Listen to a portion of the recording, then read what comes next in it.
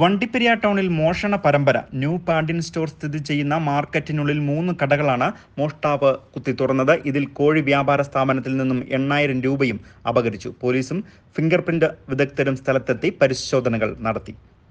Rainbow news വാർത്തകൾ നിങ്ങൾക്കായി അവതരിപ്പിക്കുന്നത്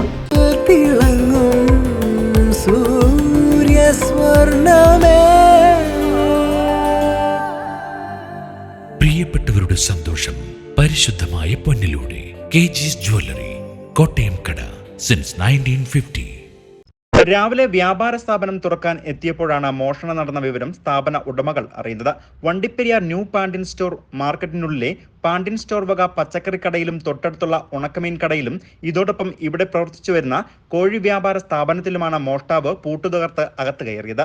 ഉണക്കമീൻ കടയിലും പച്ചക്കറി കടയിലും കയറിയ മോഷ്ടാവിന് പണം ഒന്നും ലഭിച്ചില്ല. തുടർന്നാണ് തൊട്ടടുത്ത സ്ഥാപനമായ കോഴി വ്യാപാര സ്ഥാപനത്തിൽ പൂട്ടുതകർത്ത് അകത്തു കയറിയത്.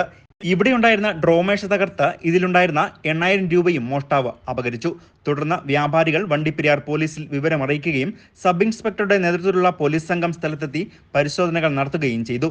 പിന്നീട് ഫിംഗർ പ്രിന്റ് വിദഗ്ധർ സ്ഥലത്തെത്തി പരിശോധിച്ചു. വൈകിട്ട് കട അടച്ചിട്ട് പോയി. രാവിലെ നോക്കിയപ്പോൾ നമ്മുടെ കട, ഈ കട, പച്ചക്കറി കട, ഇത് 3 കുത്തി പിടിച്ചിരിക്കുക. പക്ഷെ നമ്മുടെ കട ഒന്നും പോയിട്ടില്ല, പൈസ ഒന്നും പോയിട്ടില്ല. താലി മാത്രം തുറന്നു വെച്ചിട്ടുള്ളൂ. ഇവിടെ അതുപോലെ ഈ ഷട്ടറൊക്കെ പൊളിച്ചിരിക്കുക.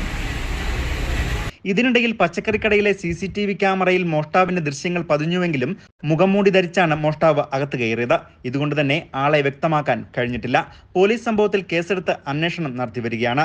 ഇതോടൊപ്പം വണ്ടിപ്പെരിയാർ നല്ലതമ്പി കോളനിയിൽ നിന്നും 2.5 ലക്ഷം രൂപ മോഷണം പോയതായി വണ്ടിപ്പെരിയാർ പോലീസിൽ മറ്റൊരു പരാതിയും ലഭിച്ചിട്ടുണ്ട്. News bureau, Vandiperiyar.